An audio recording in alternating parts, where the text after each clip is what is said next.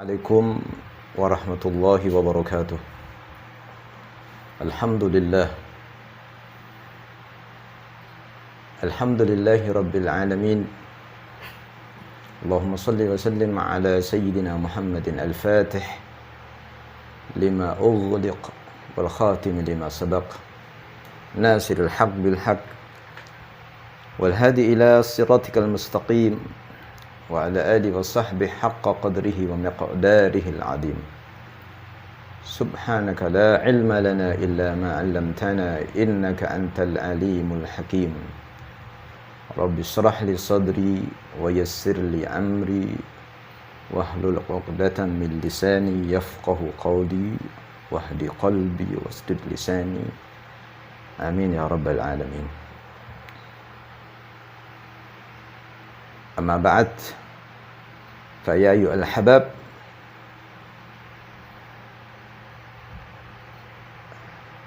saudara-saudaraku dimanapun Anda berada, pemirsa Al-Barakat TV yang sama-sama dimuliakan oleh Allah Subhanahu wa ta'ala. Kita bersyukur kepada Allah Subhanahu wa ta'ala pada perjumpaan perdana kali ini. Kita akan mencoba untuk mengkaji, membahas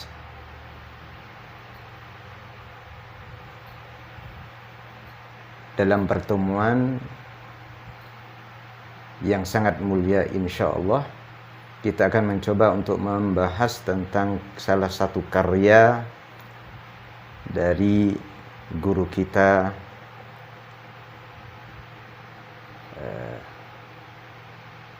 yang mana beliau telah memberikan yang terbaik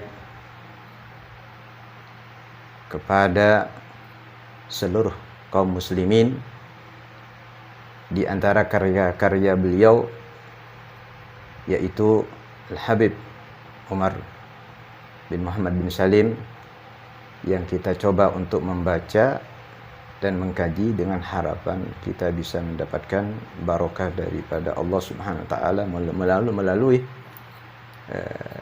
kajian atau pembahasan kitab yang namanya Az-Zakhirah Musyarrafah, yang mana kitab ini salah satu karya daripada beliau. Kitabnya kecil, tapi Masya Allah, insya Allah kalau kita kaji di dalamnya bihar, lautan ilmu yang insya Allah kita mudah-mudahan kita bisa mengambil manfaatnya. Amin ya rabbal alamin. Mungkin langsung saja kita akan baca daripada kitab Az-Zakhirah Musyarrafah. Qala al-musannif rahimahullah. Semoga Allah Subhanahu wa ta'ala senantiasa melimpahkan rahmat dan keberkahan kepada beliau. Allah Subhanahu wa ta'ala memberikan kesehatan, keafiatan, sehat wal afiyah insyaallah. Amin ya rabbal alamin.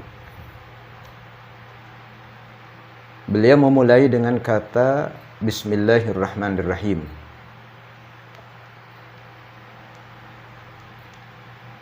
Sebagai suatu kebiasaan dan akhlak daripada para musannifin, para pengarang-pengarang kitab, baik itu salafan wa khalaf, ulama-ulama terdahulu dan ulama-ulama sekarang yang akan datang ini, biasanya di dalam memulai kitabnya dengan lafaz yang sangat mulia, dengan kata-kata yang sangat mulia, yaitu basmalah, bismillahirrahmanirrahim, yang mana hal ini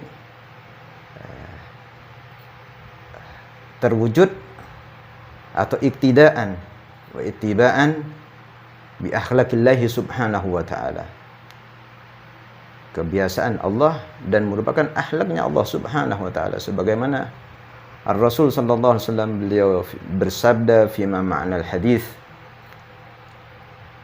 qala Rasul sallallahu alaihi wasallam ta'addabu bi adabillah, beradablah dengan akhlaknya Allah.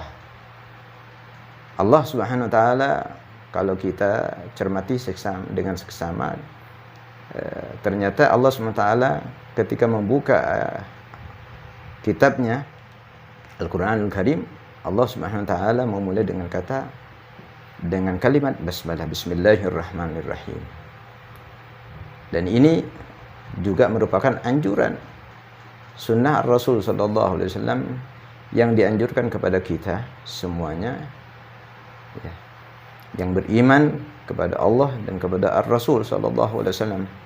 Tentunya kita hendaknya mengikuti sunnah Ar-Rasul sallallahu alaihi wasallam. Sebagaimana Ar-Rasul sallallahu alaihi wasallam, beliau bersabda, kullu amrin dzibal la yubda bi bismillahirrahmanirrahim fa huwa aqta, kama qala Nabi sallallahu alaihi wasallam. Setiap perkara, setiap apapun yang kita lakukan, baik itu yang ibadah atau ya ada yang kebiasaan, kalau tidak dimulai dengan bismillahirrahmanirrahim, itu sedikit sekali barokahnya, bahkan mungkin sama sekali tidak ada barokah. Ya, karena perkara-perkara yang diperhatikan di dalam syariat, kullu amrin dzibal, ya, seperti dalam mengarang kitab, ini suatu hal yang sangat agung. Jadi oleh sebab itu setiap pengarang memulai di dalam karangannya dengan bismillahirrahmanirrahim. Demikian juga kita, perkara-perkara apapun, ya, sekiranya perkara yang memang diperhatikan di dalam Islam, maka dianjurkan untuk mengucapkan atau melafadzkan bismillahirrahmanirrahim. Karena setiap orang yang mengucapkan kata bismillahirrahmanirrahim itu berarti dia menggandengkan atau membarengkan, meminta kepada Allah keberkahan, ya, kemanfaatan dengan namanya Allah SWT yang mana Ar-Rahman Ar-Rahim. Dan disitulah rahasia Allah SWT manakala kita memulai pekerjaan kita, aktivitas kita, ya, dengan memulai dengan kata-kata bismillahirrahmanirrahim, insyaallah Allah SWT akan memberikan keberkahan.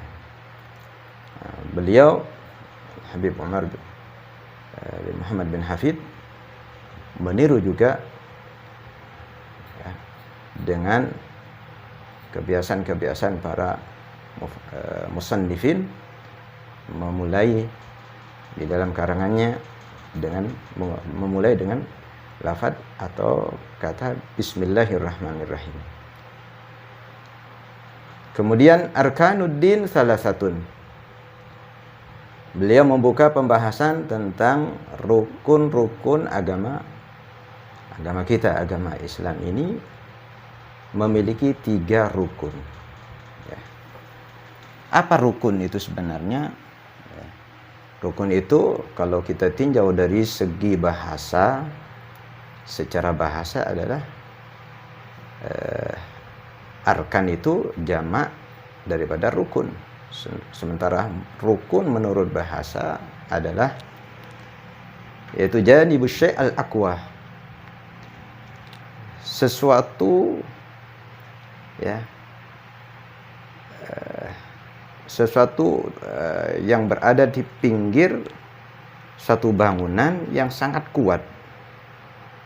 Jadi kalau diibaratkan bangunan itu, kalau nggak ada penguatnya, nggak ada tiangnya, mungkin hal tersebut akan mempengaruhi bangunan. Ya, tentunya kapasitas kekuatan bangunan kalau nggak ada penyangga, nggak ada tiangnya, nggak ada rukunnya, nggak ada sesuatu yang kuat untuk menahan bangunan tersebut, maka tidak akan layak bangunan itu, bahkan tidak akan kuat. Begitu juga agama ini kalau nggak ada sesuatu yang menyangga, ya, tiangnya yang kuat, maka niscaya dia punya agama akan mudah tergoyahkan, akan mudah dihempas angin, terpengaruh dengan keadaan. Ya, oleh sebab itu, ya, para ulama kita membagi agama itu, tiangnya agama yang mengokohkan agama kita itu ada 3 hal. Yang pertama adalah tiang-tiang agama ini, rukun-rukunnya agama ini ada 3, yaitu al-Islam wal iman wal ihsan. Jadi kalau 3 perkara ini sudah ada pada kita, sudah ada di dalam diri manusia, insya Allah agamanya akan kokoh, akan kuat. Karena memang dari 3 inilah agama terbangun untuk mengokohkan agama itu sendiri. Ada 3 hal ini, 3 tiang ini ya. Maka kalau salah satu di antara 3 ini lepas atau mungkin nggak ada, maka dengan sendirinya agamanya akan apa? Akan mudah roboh, mudah terpengaruh, mudah akan terombang-ambing dengan keadaan. Oleh sebab itu kita memohon kepada Allah Subhanahu wa taala, semoga agama kita yang jelas kepribadian kita seseorang muslim, seorang Islam harus dikuati dengan 3 perkara ini, 3 tiang ini, yaitu al-Islam wal iman wal ihsan. Apa itu Islam? Islam ini tentunya berurusan hubungannya dengan arkanul Islam yang 5. Jadi seseorang yang dikatakan muslim itu apabila sudah ada pada dirinya 5 perkara ini atau rukun Islam yang harus ada pada seseorang. Yang pertama adalah syahadatu an la ilaha illallah wa anna muhammadar rasulullah. Maka rukun Islam bagian-bagian yang pertama di dalam rukun Islam itu adalah yaitu syahadatu an la ilaha illallah wa anna muhammadar rasulullah, bersaksi yang dikatakan bersaksi itu kan melihat dengan mata. Apa maksudnya bersaksi di sini? Tentunya kita tidak akan mampu untuk melihat Allah, tetapi kita yakin dengan seyakin-yakinnya dengan hati kita, dengan dengan seluruh anggota tubuh kita, hati kita, jiwa kita berkesaksian, bersaksi dengan lisan kita, ikrar mengucapkan kalimat syahadah, kalimat la ilaha illallah, sementara hatinya tasdik, membenarkan, meyakini bahwasanya tidak ada Tuhan yang patut disembah, yang patut untuk kita menyembah, pasrah, yang disembah secara hak. La ma'budu bihaq fil wujud illallah. Enggak ada yang patut disembah, enggak ada yang patut kita memberikan segala-galanya, kehidupan kita, jiwa kita, semuanya, apa yang ada kita kecuali hanya kepada Allah Subhanahu wa taala. La ma'budah, enggak ada yang pantas untuk kita sembah selain Allah SWT yang bihaq. Karena ada ma'bud, ada Tuhan, ada kekuatan yang tidak hak, yaitu selain daripada Allah Subhanahu wa taala. Kita tunduk patuh kepada selain Allah Subhanahu wa taala. Kita meyakini bahwasannya ada kekuatan selain daripada Allah Subhanahu wa taala, berarti itu adalah Tuhan yang ghairu hak, tidak benar. Seperti tunduknya kita kepada syaitan, tunduknya kita kepada hawa nafsu, tunduknya kita kepada syahwat dunia dan lain sebagainya. Jadi ada suatu kekuatan bahwasanya di situ mempengaruhi jiwa kita, mempengaruhi hati kita. Jadi seorang muslim harus apa? Harus kita tunduk patuh hanya ma'bud, kita patuh tunduk hanya kepada Allah Subhanahu wa taala. Yang patut disembah, yang patut kita takuti, yang patut kita pasrah, kita yastaslim, kita pasrah, menyerahkan diri kita semuanya hanya kepada Allah Subhanahu wa taala. Jadi syahadatu an la ilaha illallah wa anna muhammadar rasulullah. Ini yang pertama daripada rukun Islam, yaitu kita berkesaksian dengan lisan dan dengan hati membenarkan bahwasanya tidak ada yang pantas disembah kecuali hanya Allah Subhanahu wa taala, wa anna Muhammadar Rasulullah, dan Nabi Muhammad sallallahu alaihi wasallam adalah merupakan utusan Allah. Wa iqamus shalah, dan yang kedua adalah rukun Islam, ya, adalah mendirikan salat. Maksudnya mendirikan salat di sini adalah ya melaksanakan rukun-rukun dan syaratnya salat. Ya, bukan hanya sekedar mendirikan, tetapi ya harus kita mengetahui, paham bagaimana secara salat yang benar menurut yang sudah ditentukan di dalam syariat, fardu-fardunya, syarat-syaratnya, ya, di dalam pembahasan salat itu sendiri. Wa iqamus shalah, yaitu mendirikan salat. Ini yang kedua. Jadi baru dikatakan seseorang itu muslim yang hakiki manakala kita ya mendirikan salat. Karena salat ini merupakan termasuk tiang daripada agama. Wa ita'uz zakah, yaitu membayar zakat bagi orang-orang yang mampu, bagi orang-orang yang memiliki titipan daripada Allah Subhanahu wa taala, yang apabila sesuai dengan syarat dan syarat-syaratnya di dalam bab zakat, maka wajib mereka untuk mengeluarkan zakatnya secara terperinci. Ya, kita nanti bisa panjang lebar di dalam bab zakat. Kemudian rukun Islam yang keempat adalah shaum Ramadan, yaitu berpuasa di bulan suci Ramadan sebagai suatu kewajiban bagi kita seorang muslim, ya, yang mana kewajiban tersebut tidak bisa ditawar-tawar bagi orang yang ya, dalam tidak bepergian, ya, dalam tidak ada uzur, maka seseorang wajib untuk melakukan puasa di bulan suci Ramadan.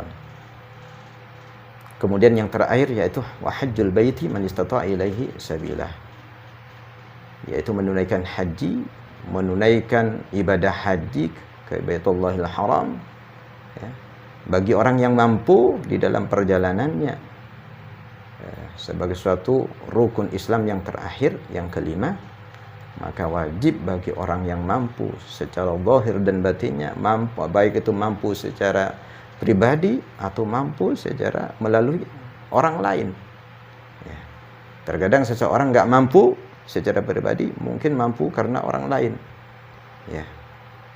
Nah, itu juga sama-sama memiliki kekuasaan atau istita'ah. Istita'ah bi ghairihi atau istita'ah bi nafsihi.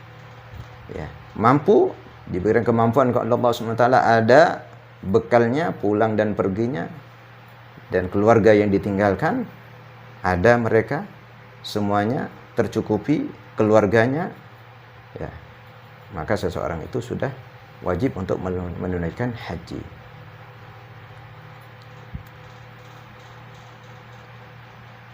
Kemudian rukun yang kedua daripada agama yaitu adalah al-iman, yang insya Allah kita akan berlanjut pada pembahasan yang akan datang. Mudah-mudahan insya Allah kita diberikan kesehatan, panjang umur, berjumpa lagi, bersua kembali di dalam acara yang sama. Wallahu a'lam bishawab. Ini yang mungkin bisa saya sampaikan. Mudah-mudahan meskipun sangat singkat, ya, mudah-mudahan ada manfaatnya. Amin ya rabbal alamin. Wal afu minkum. Wassalamualaikum warahmatullahi wabarakatuh.